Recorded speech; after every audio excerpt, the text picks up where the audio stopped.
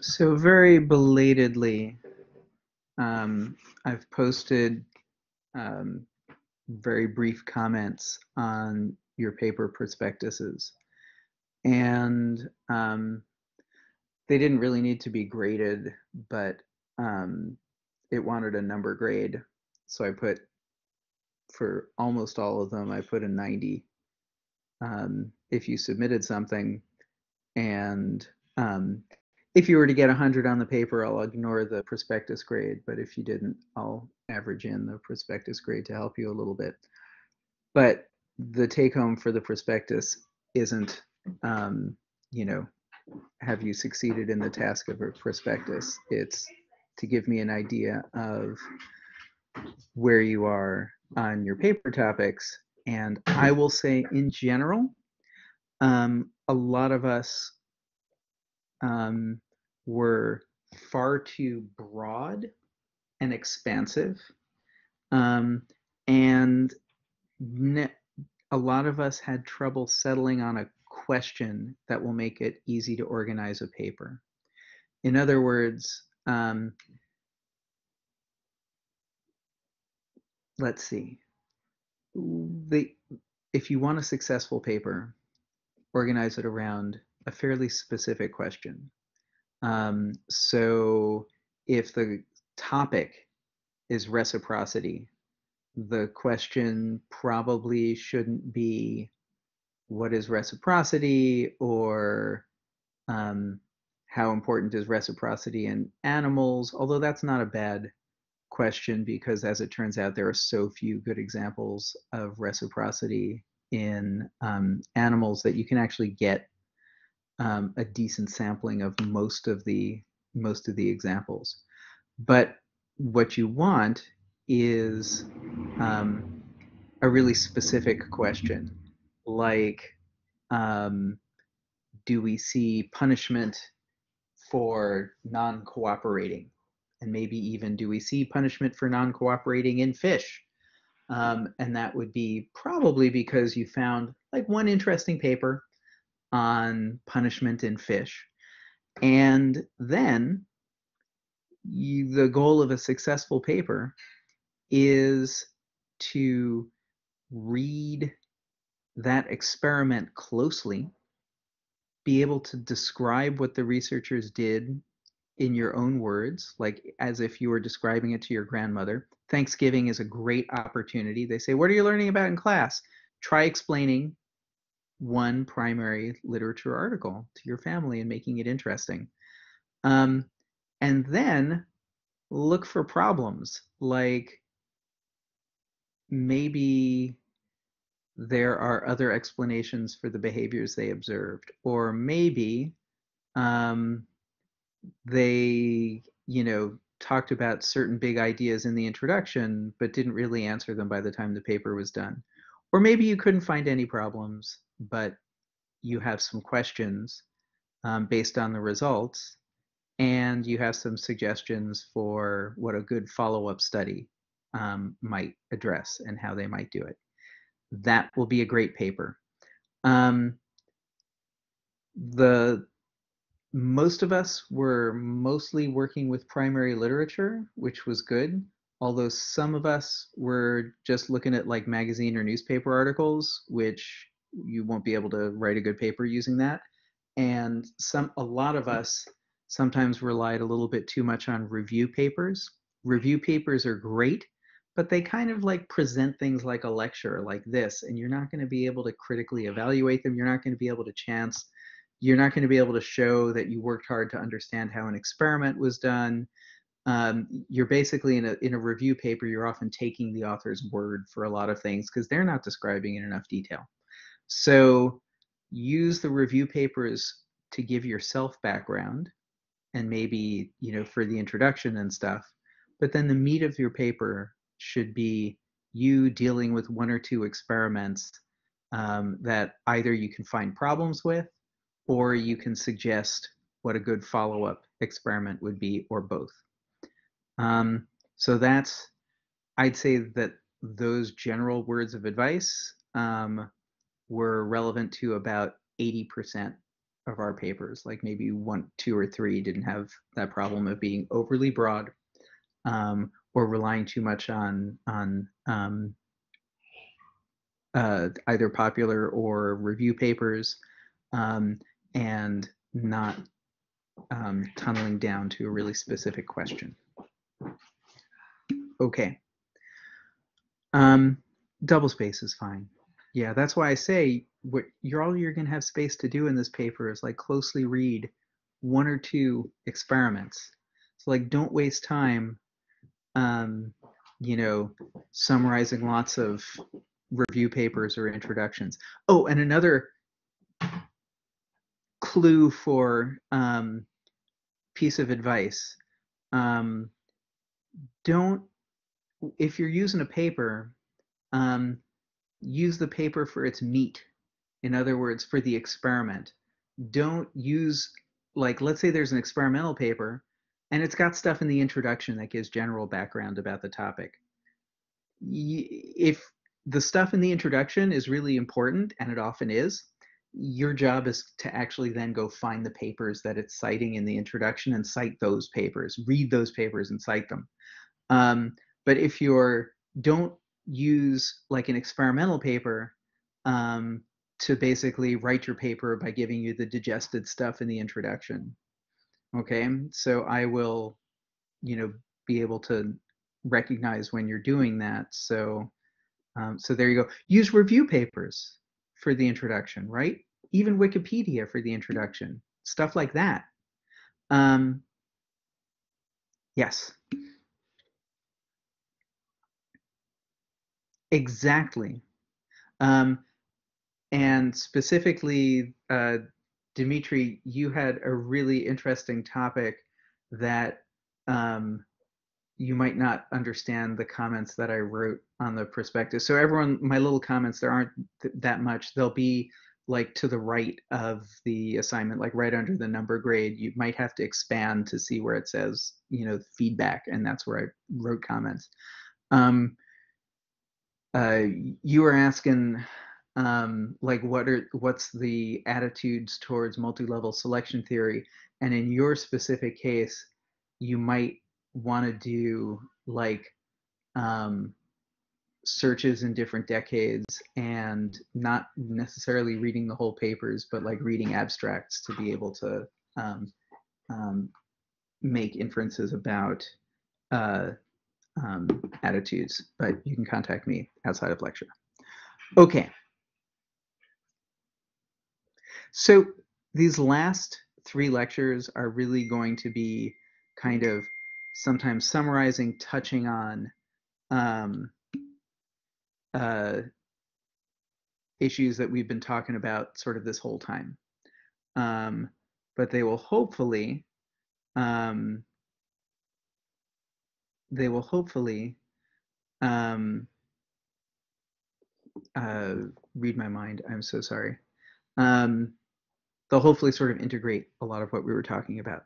I can even say in the introduction, if we've learned anything from hopefully the whole course, it's that animals cooperate mostly um, only with close kin and in very small groups, or in terms of reciprocity, among pairs, or within small stable groups.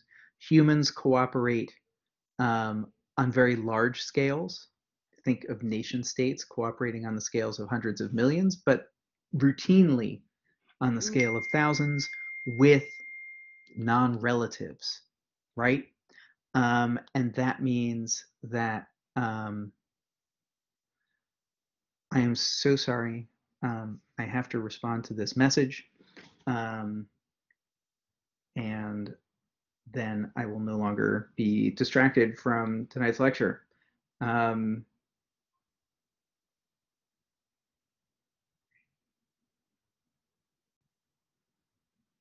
okay. Um, okay. So what we're going to try to understand this week and next week is what is special and different about humans. So in many ways, we are not different from animals. And in many ways, we are not that much smarter than our closely related primates. But we clearly are a little bit different because we build cities, write books, have developed language capabilities far beyond. So tonight, we're going to be talking about gene culture coevolution, several examples in humans, and then a little bit about how group selection works in humans as an introduction to next week. Okay, so the first part of tonight's lecture are going to be several examples of what's called gene culture coevolution. So this is when culturally transmitted and culturally evolved traits creates a selective environment that leads to genetic evolution. And this can cycle. So we're going to talk about sort of the, some of the most frequently discussed examples, including the ability to digest lactose in adults, and its relationship to cultivating cows, agricultural practices leading to increased malaria incidence, leading to selection for sickle cell alleles that offer partial protection. And then some more speculative examples. Jared Diamond,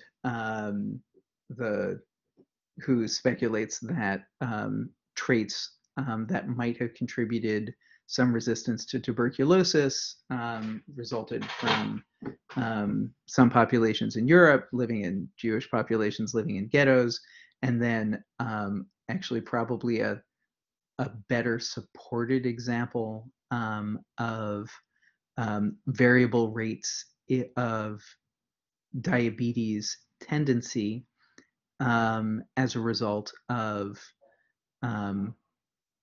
cultural differences in diet. Okay, we'll also talk about tool use and robustness. Okay, so there are several specific examples, some that have been, all of these I think have been discussed in the text chapters on gene culture coevolution, that not necessarily for this week, but even earlier on. So genes associated with language like FOXP2, MYH16, and genes for tendency towards diabetes. And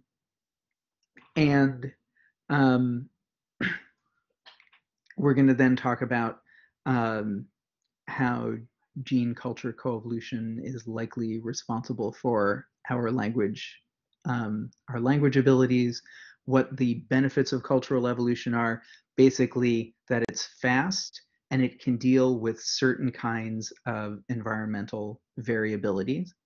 But there are costs to cultural evolution, and the costs are that basically the cultures can enforce maladaptive behaviors. Those costs themselves show basically how strong cultural transmission can be. And then the last part of the lecture is that a combination of cultural evolution and group selection could have led to the evolution of genetic tendencies towards altruism in humans. So we're going to be making that argument tonight and next week. Okay, so let's start with lactase. So lactase is the enzyme that breaks down milk sugars, lactose, and the persistence of lactase in adulthood is a really new trait. like within the last 5,000 years. And interestingly, as we will see, it's not a single trait, and it hasn't evolved once. It's evolved several times. Um, so for like 70 years, people have hypothesized that the ability to digest milk sugars is probably related to um, cultural shifts in keeping cattle. Um, and it's interesting because there's um,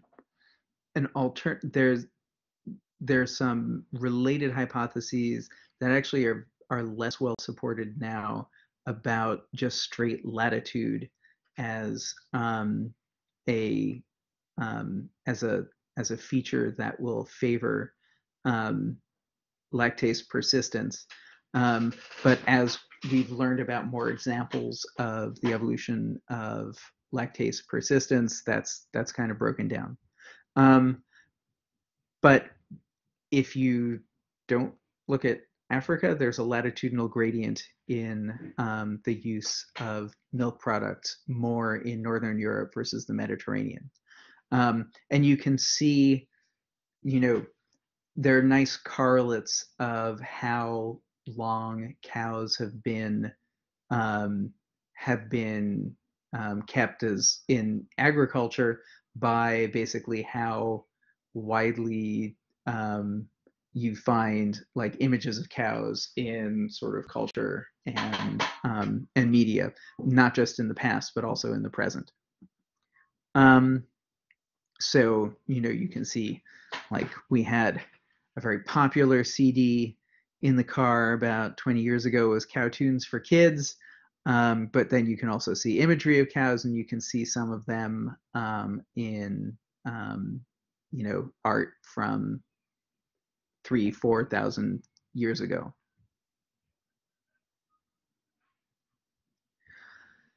So the the hypothesis about latitude is that there's an additional advantage to being able to digest milk because in areas with shorter days, at least part of the year, um, you need more milk to compensate for not being able to produce your own vitamin D. Um, and so that's one hypothesis, although it seems to be that like actually it's just how long has your local culture been keeping cows is a better predictor. But um, at least, but there are some nice correlations. So these are in each of these. The y-axis is the frequency of lactose malabsorption in adults. So in all mammals, infants and young can digest milk, but in most mammals, adults never drink milk, and so in most mammals, the adults of most mammals are not able to drink milk. What happens is if you don't have the right enzyme to break down milk sugar, as many of us know, then bacteria ferment the milk instead giving off gas, stomach upset, diarrhea, um, sadness. Um, so as you go from the equator to 60 degrees latitude, you go from fairly high average, but note there's still plenty of variation, frequency of lactose malabsorption in adults. But as you get north, just to remind us, we're at like 41 degrees latitude. The frequency of lactase malabsorption goes down until you get to areas that are too cold for cattle.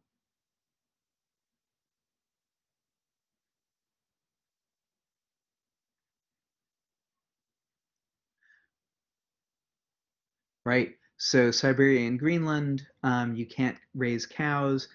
The Vikings tried, and that's part of why their colony failed in Greenland. Um, and then, similar correlations as temperature increases in general, but you can see there's a lot of variation, right? Um, as temperature increases, which in some ways this is an annoying graph because you want to make vertical connections and you really can't, because remember, warm temperatures are going to be at low latitudes, right? Um, as temperature increases, the frequency of lactose malabsorption increases. But note this is a worse correlation.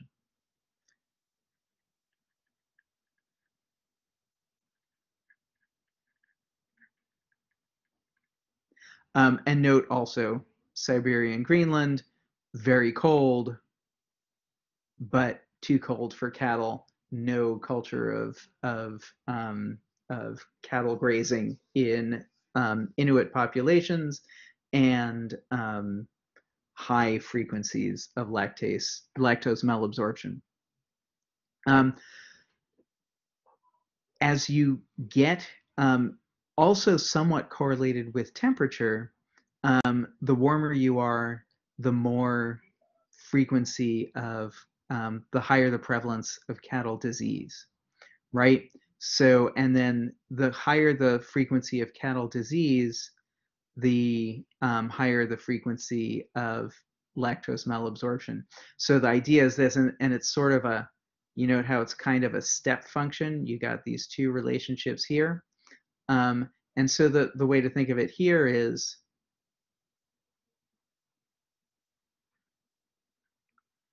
high frequency of disease, of cattle disease,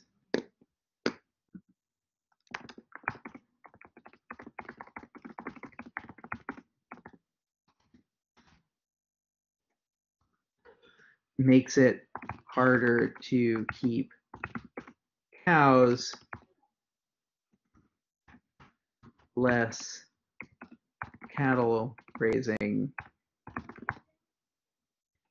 leading to um, leading to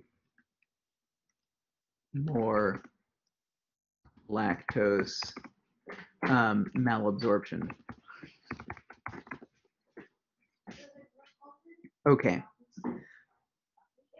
so this is from Bloom and Sherman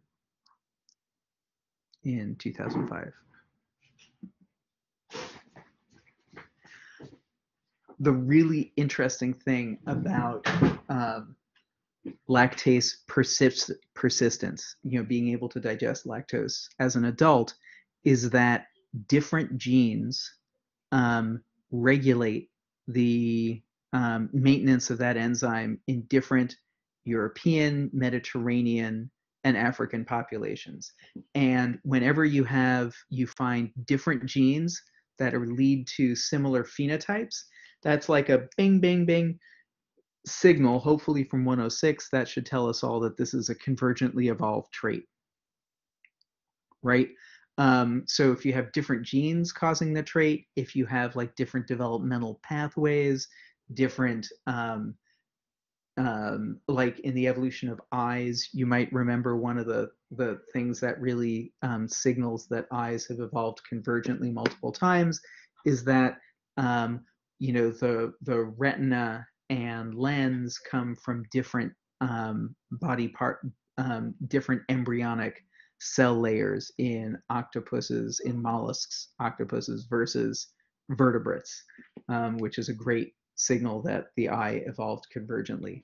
Similarly, when you have different genes regulating the trait, that tells you that evolution has found different pathways to get to the same endpoint, which it does all the time. And my favorite example of convergent evolution in lactase persistence is that there's a population in Somalia, Ethiopia, where cattle rearing, there's a long culture of cattle rearing, and they are able to digest milk sugars, but they haven't had a chromosomal genetic change. They have a different gut flora that gets maintained from nursing and cooking and stuff, and so it's passed from parents to offspring, and that microbiome breaks down milk sugar without releasing lots of gas, right? And so they get the same phenotype through a completely different pathway or mechanism.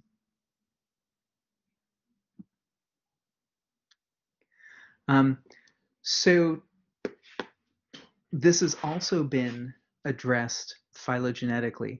And this is, so the hypothesis was that pastoralism, keeping cows, a cultural change, a trait that's not coded in genes, a trait that's a tradition that's passed on within different peoples, favored lactase persistence, which is a genetic trait. So this is the gene culture coevolution. So Holden and Mace did a phylogenetic analysis. So the nice thing about when you have a phylogeny, you can ask whether one trait appears to have evolved before another consistently, right? And the way you do that is by you assemble your phylogeny based on some other set of traits, genes, enzymes, morphology. And then you look at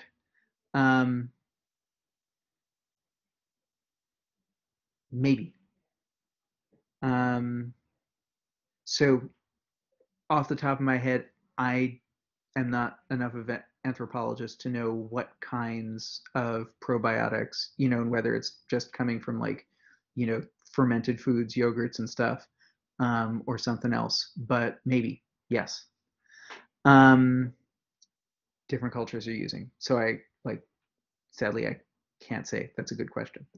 Um, so the way phylogenetic analysis works is you assemble your phylogeny and then you see what's the most parsimonious, the least number of changes, steps that accounts for the patterns of presence and absence of that trait in the phylogeny.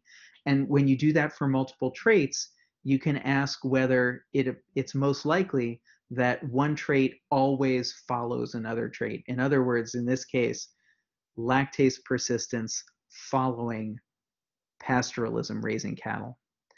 And so this is, so that actually in Holden and Mace, they did like 3 different phylogenetic analyses, and I'm just going to present like one of the most simplified.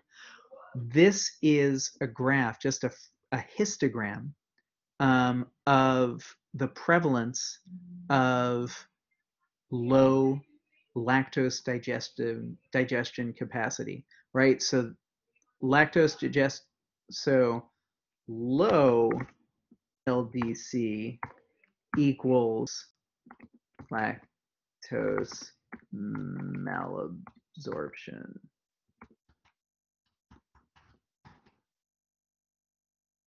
Right, so in the previous slides, they were talking about lactose malabsorption. That's in adults. That's the same thing as low, low LDC that you have in this graph. And so what you see is what's called a bimodal distribution. What's a bimodal distribution? It means, as opposed to a bell curve that has like one peak, a bimodal distribution has 2 peaks, right? You have one where the most common value is 10 and another mode of 80. But so basically what Mace and Holden and Mace did is they divided up their populations into, you know,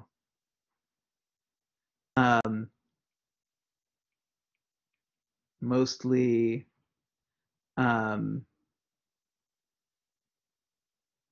good at digesting lactose as adults,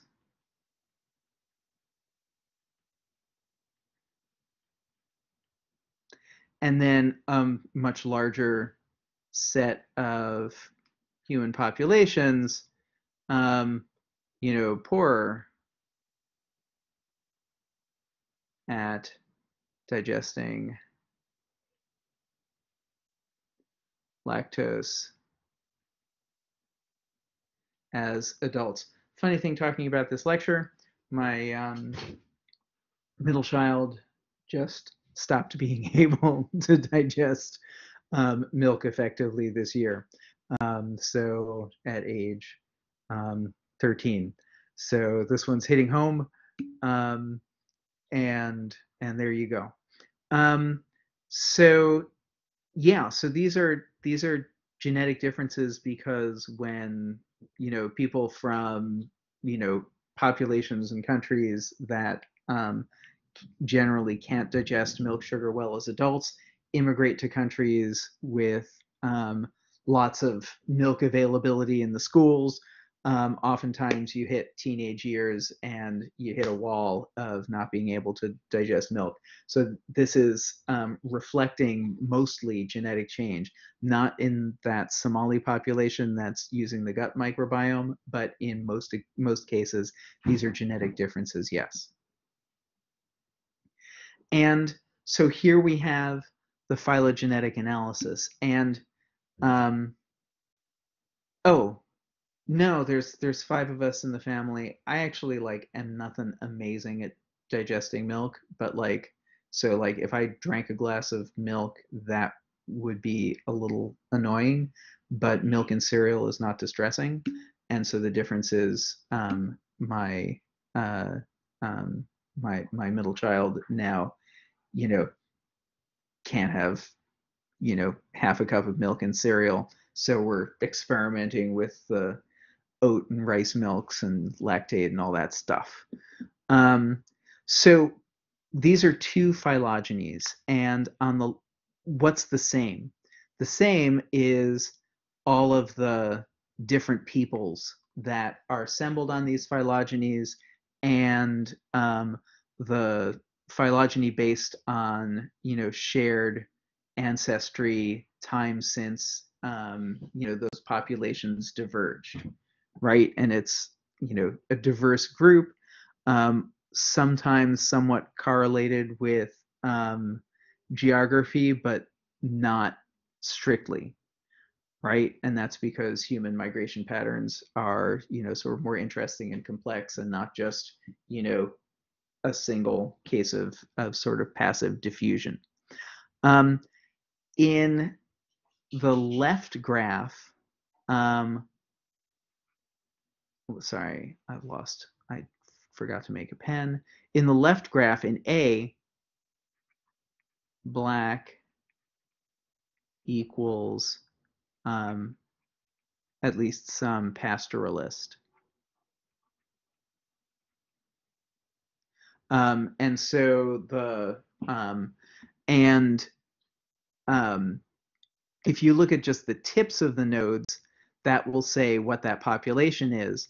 But then using parsimony, like what's the fewest number of changes, um, the implication is that most of the time, pastoralism arises and then everyone has that trait of keeping cattle. So like you can see it's gained here, it's gained, I'm going to change the color so we can see this a little bit better. It's gained, so let's just say that here, it's gained here, it's gained here, but it's also gained in the Fulani, the Nama, and interestingly, it's unclear. You actually can't resolve it from three populations with two. Either it was gained here and lost, or it was gained twice. Both those would involve two changes, right? So you can't use parsimony to decide. Um, on the right in B, black is used, represents um, low um, LDC, lactose. No. It represents high. Sorry, I'm the worst. High LDC, lactose digestive capacity. Um, and so the take home, there's two important take homes from this phylogeny. One is that you have several isolated examples of the evolution of high lactose digestive capacity, right? So it's arisen multiple times, so that's kind of interesting. And the phylogeny suggests that it's arisen independently 1, 2, 3, 4, 5, 6, 7 times, because that's much more parsimonious than like that it arose here but then got lost 3 times, right? Um,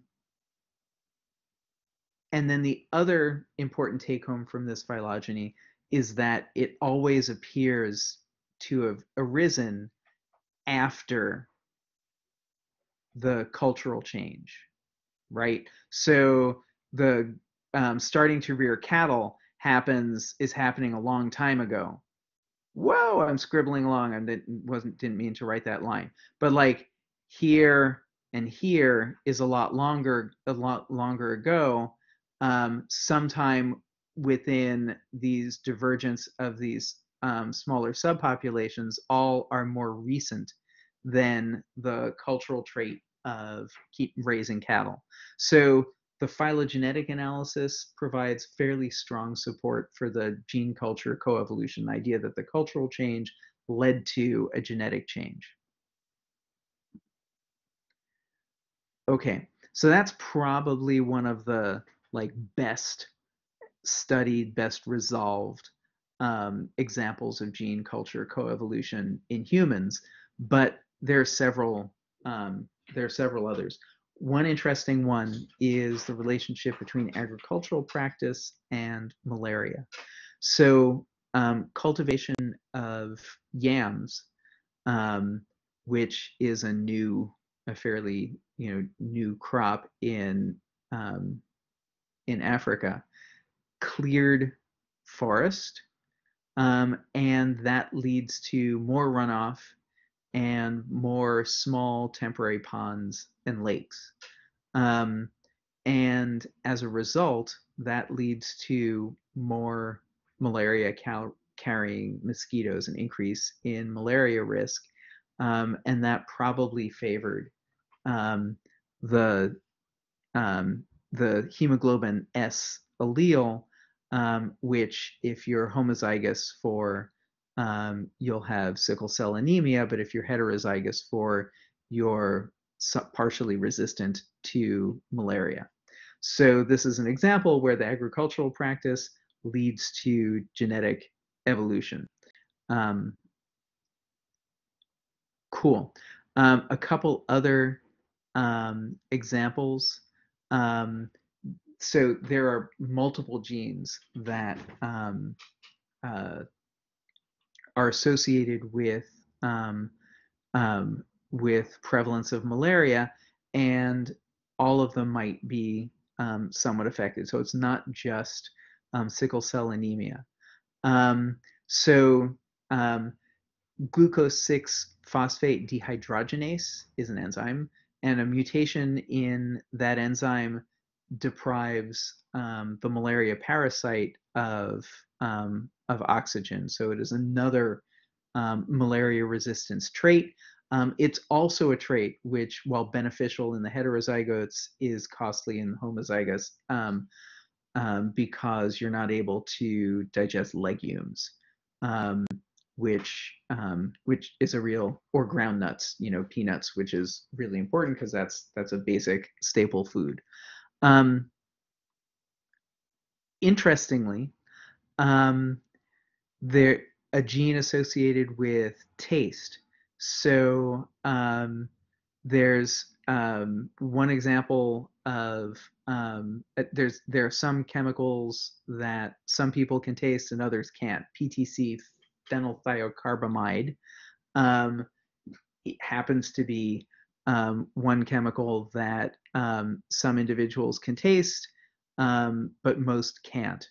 Um, and so we call people who can taste this chemical super tasters. Um, and super tasters are more common in areas without malaria, less common in areas with malaria. PTC tastes bitter if you are sensitive to it.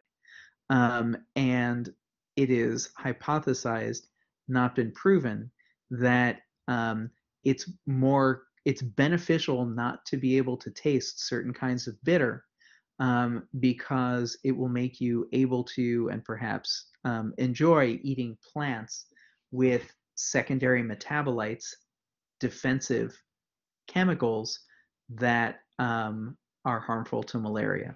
So this is again a more speculative story, but there's multiple genes that all seem to correlate with high versus low malaria prevalence. It's It'll be interesting to see how some of these play out, because there are other factors that correlate with malaria risk, even in Africa, like altitude. Um, Malaria risk goes way down when you get higher in altitude. So it's lower in parts of Ethiopia and parts of Rwanda, for example, that are mostly high altitude. And so it'll be interesting to see whether these traits increase as malaria risk increases with warming. Although, if God forbid the malaria vaccine that was just you know, patented last year, 2020, um, actually is effective, then maybe malaria risk will be going down for other reasons as well. Um, so this is we're going to discuss a couple speculative examples of gene culture coevolution by Jared Diamond, different in different papers. You might have read Guns, Germs, and Steel, which is a fun book. It's not, again, he's good at generating hypotheses, and he then kind of lets the testing go for other people to do. So, you know, look to him for ideas, not for necessarily answers. Um, so Tay-Sachs is a, you know, um, deadly genetic condition if you're homozygous at the HEXA allele. You usually die within just a few years of birth. And it is much more common in Ashkenazi Jews than in larger populations. So it's, you know, one of the genetic traits that you're going to get tested for when you get married if you're an Ashkenazi Jew. Um, and so Diamond hypothesized that basically ghetto life, concentration of Jews in cities, which exposed them uniformly to certain disease risks, particularly tuberculosis. Um, and he hypothesized that there must be an adaptive value to this trait, that the Tay-Sachs allele might confer some tolerance or resistance to tuberculosis. And the study that he participated in was based just on interviews with 306 US parents of Tay-Sachs victims, asking them what their European grandparents had died of. And of those, only one reported dying of tuberculosis versus 20% overall mortality rate in urban centers at the height of the epidemic, when their grandparents were living in Europe in the 19th century. this is not a great controlled study because you're trusting parents' memory of a disease that may or may not have been diagnosed properly. And also, if different populations differ in their um, access to medicine, they may or may not have heard that, what their grandparents were dying of was tuberculosis. But it's interesting, and it's something that's kind of worth following up on. Um, Other examples of gene culture coevolution, the cultural innovation of projectile weapons may be may have allowed for a genetic change in body form and robustness, right? So interestingly, like Neanderthals, same species, Homo sapiens neanderthalensis, it's a subspecies, have brains the same size as us, um, and but may or may not, but they were more robust than anatomically modern humans, and presumably it's a costly trait to generate, somewhat, stockier, thicker, stronger body. However, if you can throw weapons, then you know, you don't have to be able to fight, with a spear, hand to not necessarily hand to hand with humans, hand to giant sloth or bison if you're hunting. Um, and so the interesting thing is, you can tell whether a spear was just being used, as a hand weapon versus whether it's being thrown, because if it's being thrown, it's going to have, shearing microfractures. It's going to have chips that indicate that they were thrown. So there are spear tips with microfractures from 280,000 years ago. But just a few spear tips. The next oldest record is 81,000 years ago. The oldest arrow tips are 71,000 years ago. So there's still some doubt on this 280,000 value, which would be right at the beginning of anatomically modern humans, at the old estimate for anatomically modern humans, because some don't think anatomically modern humans have only been around for 150,000 years, but some longer. Um, but the cultural innovation to be able to throw leads to a bunch of things. It leads to not having to have as heavy and robust a body for especially hunting, but also for warfare. It's also actually been argued that projectile weapons has led to greater egalitarianism in pre-industrial societies, right? Because you don't necessarily you aren't necessarily as dominant just if you're the largest, strongest individual in a band, because anyone or a pair of people can, kill anyone from a distance with a thrown weapon.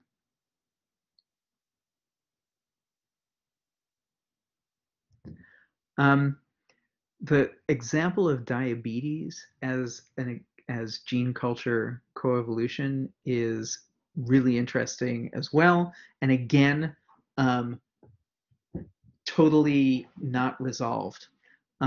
So if you've given up on your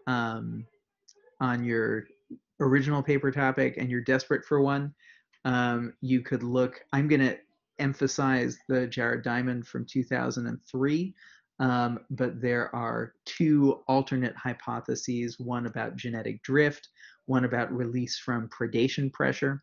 So we'll talk, but I'm going to talk less about those hypotheses.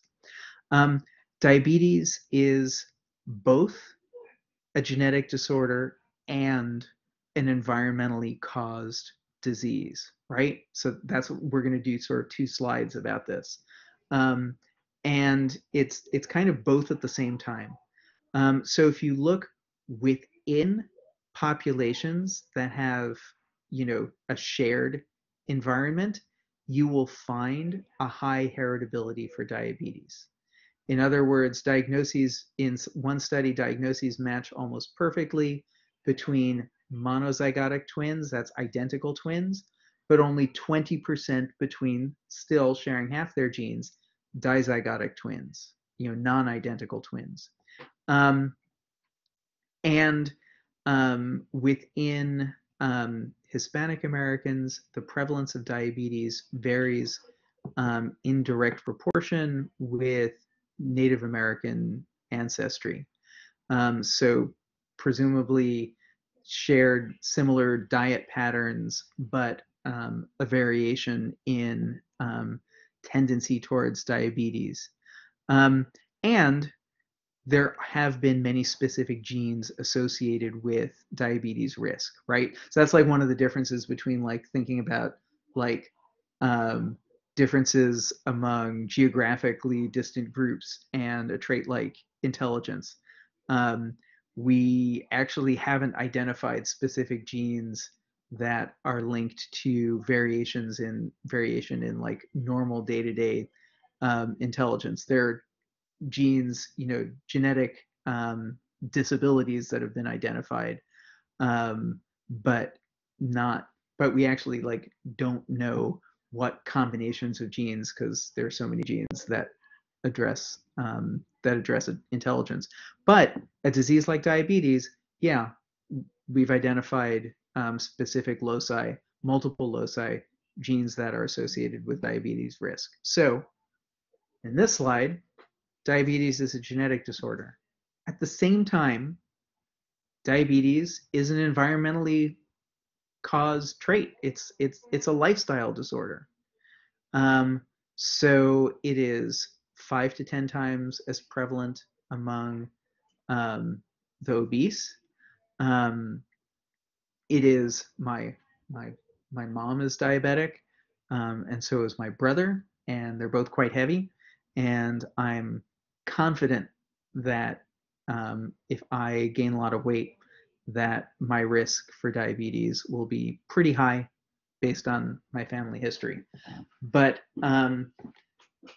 this, interestingly, if you are food deprived, um, diabetes symptoms decline, and they disappear under starvation.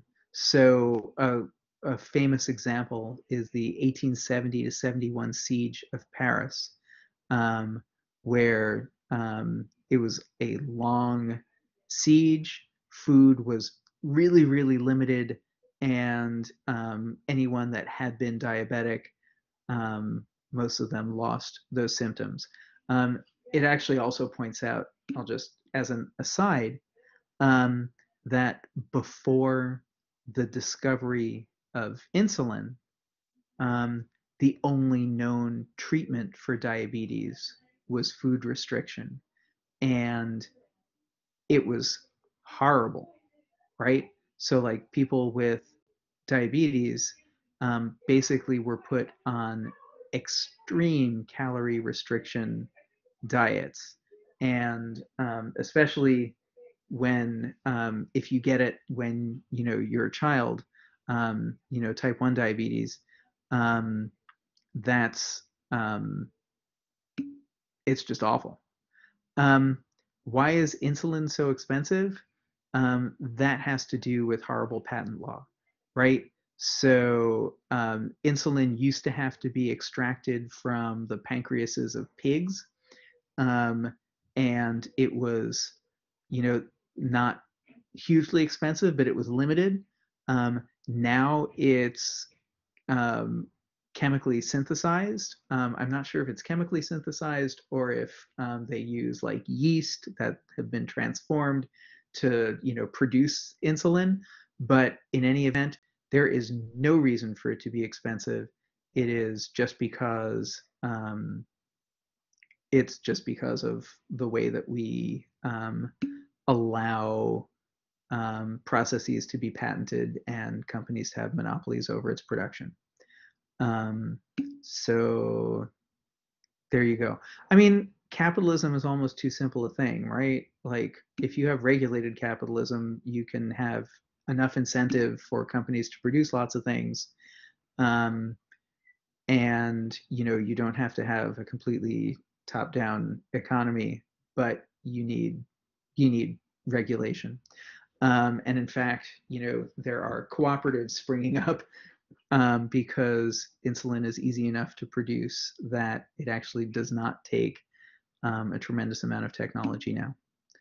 Um, yeah, so there you go. Before the discovery of insulin, and now like we now know a lot more about diabetes, and there are multiple drugs, some things that can, not just insulin, that can help moderate different kinds of diabetes. And speaking of non sequiturs, my mom was diagnosed in 1985. So she was like, I don't know what, like 49 or something. But she's been well managed, and she's 85 and still living on her own and still doing her own taxes. So there you go. Um, other so diabetes prevalence increases among populations that switch um, from low calorie to low exercise and high calorie lifestyles, usually within about 2 decades, right? Or like one generation.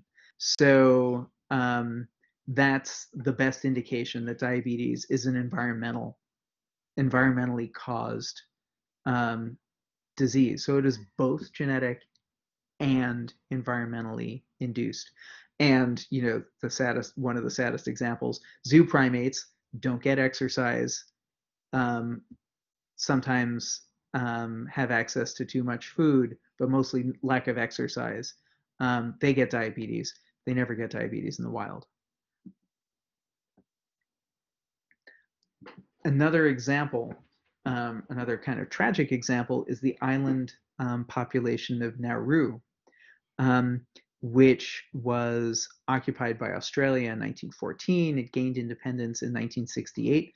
So it's an island, which means that islands are always vulnerable to famine, because um, unless they're based they're unless they're based totally on fishing, and even then you're subject to changes in sort of fish schooling populations or patterns due to changes um, in ocean ocean currents and availability of food. But mostly, like, if there's a drought, um, then and your crops do really poorly, you can't easily trade with other areas, and you can't take advantage of the fact that rainfall might be intermittent, but one area it has good rainfall, and you can trade. So what that means is there was frequent starvation due to drought, just because it's a quite a remote island. Um, Phosphate was discovered in 1906. Phosphorus, one of the most important, you know, fertilizers for in agriculture. Nitrogen, phosphorus, and potassium. Nitrogen, um, in right before World War One, it was discovered how to fix nitrogen from the atmosphere, Haber-Tropsch process. Phosphate used to be harvested from seabird colonies, still is. That was the source before the 20th century. But a gigantic deposit of rock phosphate was discovered in Nauru in 1906. The royalty payments started in 1922. The phosphate mining was in its own way tragic for Nauru, because basically there's almost nothing left of that island now because the whole center has been scooped out.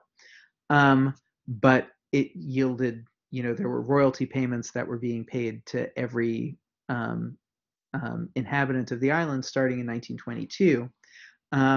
And that did lead to drastic increase in wealth and stability of food availability, and an incredible level of sugar consumption. Average sugar consumption reaches a pound a day in 1927. Um, and so diabetes rises to become the most common cause of death. Um, so the interesting thing is sugar consumption was so high that Diamond argues that diabetes decline in the late 20th century might have been due to incredibly strong selection due to the high mortality through most of the 20th century. Um, and the idea is that diabetes reflects a trade-off that during times of starvation, there are genes that lower your metabolism and increase your appetite and help you avoid, death from starvation, but that those genes increase diabetes risk when food is plentiful, especially sugars. And so these are a couple tables that show the effect of the role of environment in diabetes. So this is what shows within populations how the prevalence of diabetes increases when basically adopting a Western diet, low activity, a Western lifestyle combination of low activity and um, lots of sugar and fat in the diet. So Aboriginal Australians don't you don't find diabetes in pre-industrial um, populations. In westernized populations, it's very high. It's 23%. Um, in Mediterranean populations, looking at Yemeni traditional populations, a low 4%. Yemeni Jews in Israel, 13%. Yemeni in Lebanon that are westernized, 14%. Um, Black African seems like an overgeneralization for really diverse populations, but a couple examples. One population in rural Tanzania had very almost no diabetes. Urban South Africa, 8%. United States, 13%. Um, Rural China, 0%. Urban Singapore, 9%. Urban Taiwan, urban Mauritius, and actually, remember, this is from 2003, right? Um, and I should have gotten the link. There's an article like 2 years ago about diabetes epidemic in China because basically the middle class has increased as populations have become urbanized. Diabetes rates have increased in China. Um, and then we have rural India with no diabetes. Um, um, Asian Indians in Tanzania, urban India, Singapore, Mauritius, and Fiji, all with much higher. Yes, that is a coincidence. Much higher, um, much higher rates of diabetes. So the interesting thing is, and what Diamond was arguing, is that the rates of diabetes among Europeans exposed to Western lifestyle of low activity and access to lots of calories is relatively low. So although although still increasing through the 20th century. So Britain, Germany, Australia, 1981, 2%, Australia, 2002, 8%, United States, people of European ancestry, 8%, which is still crazy annoying high. but less than 13% or 23% for some populations, and less than in the, some of the highest rates in Native American populations, um, in,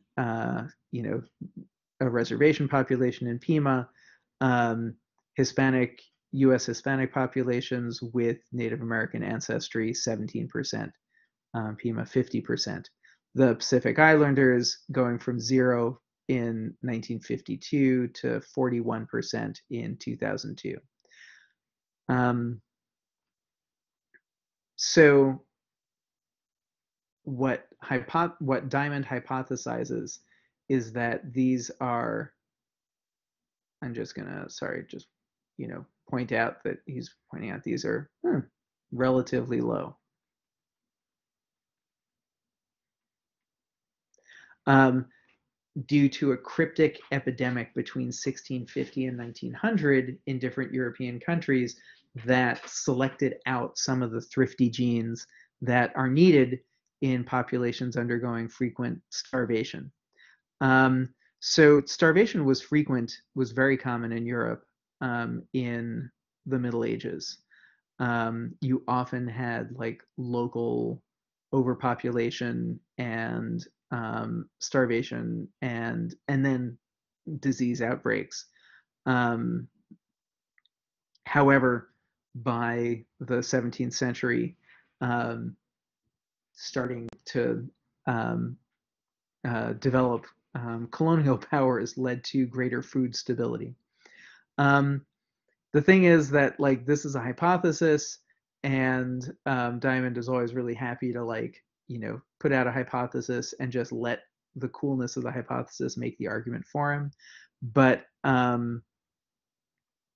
this is it hasn't actually been supported that universally. In other words, there were genomic analyses for looking at whether there were selective sweeps against diabetes prone variants. So,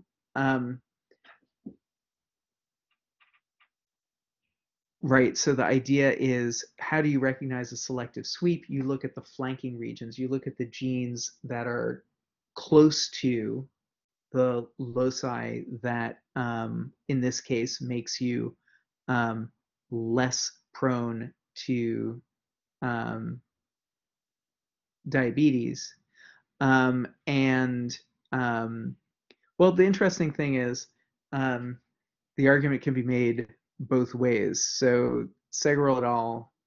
Was arguing that there doesn't seem to be selection for thrifty genes. So they were looking for a longer term signature. But you could also look for what they found was selection favoring not thrifty genes, genes that make you less likely to get diabetes.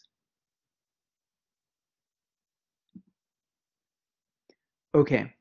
Um, Another example of gene culture evolution is, the development of our language abilities, and it's quite clear that that um, cultural changes that um, cultural changes that increase the use of vocal communication will then favor genes that make us pre-adapted to learn language. So there have been a number of arguments and sort of whole schools of linguistics trying to figure out what are the sort of innate underpinnings of our language ability. Separate from those, just the fact that we learn language um, without intentional teaching, right? Just by hearing people speak around us, that's enough for infants to learn language. We read a lot of parenting guides to try to encourage language learning. And no doubt a lot of what we do, a lot of our talking at babies helps them learn language. But one of the interesting things is, you don't go to school to learn how to to learn how to speak. You go to school to learn how to read and write and do math for sure. And but we are, sort of genetically hardwired to learn language. And there have been arguments, and this is, Chomsky is making this argument that there are certain grammatical structures that make more sense um, than others to almost all different human cultures, even though um, there's no, there doesn't seem to be an objective reason for language to be organized um, in the sort of subject-object ways that make sense. Um, and this is one example. Um, the version A makes a lot more sense. Who did the girl kiss? The girl kissed the boy who delivered the pizza. Um, and then makes much more sense than what did the girl kiss the boy who delivered, um, in any event.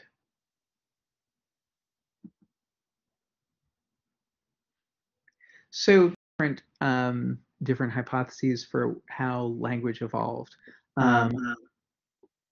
One is as an innate modular intelligence, from scratch. Another is as a product of general intelligence abilities selected for in other contexts, but probably it arises as a cycle, that greater language ability leads to more complex, um, songs, poems, use of language and culture, and that then places a selective advantage on individuals that can display greater linguistic skill, right? And so the idea is that there's a cycle of gene culture coevolution that leads to the language abilities that we have. Okay.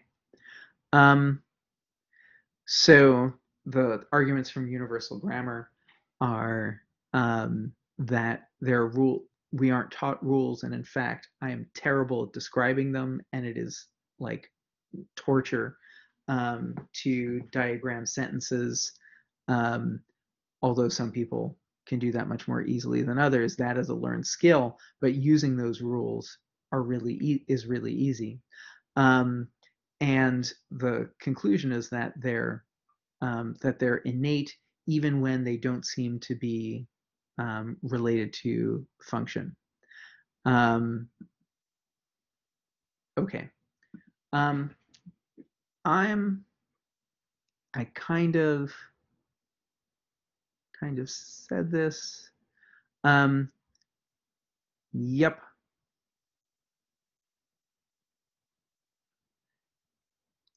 Sorry, I already went through a couple examples, but the other really good example to show how language learning is different from general process learning and sort of associative learning is, first of all, the ways in which it seems to arise without reward, and also um, the way that it arises in people that can't speak or hear. So deaf children in Nicaragua brought together in an orphanage developed grammatically complex sign language that wasn't, wasn't verbal, but had many of the structures that are used in verbal language as well, and they were able to generate that on their own. They didn't have to be taught sign language. Infants often use signs to communicate concepts that they can understand, but it's before they're able to form words. So the our genetic language abilities are very different from other primates. Chimpanzees with intensive training can gain linguistic capabilities of 2-year-old humans, and that's mostly talking about either signs or keyboard use, not the being able to make the range of sounds. Whereas humans develop linguistically, you know, for actually for decades, right? Your vocabulary is going to keep increasing. It's much higher now than it was 10 years ago. Um, and that learning has slowed down, but you're going to keep adding words.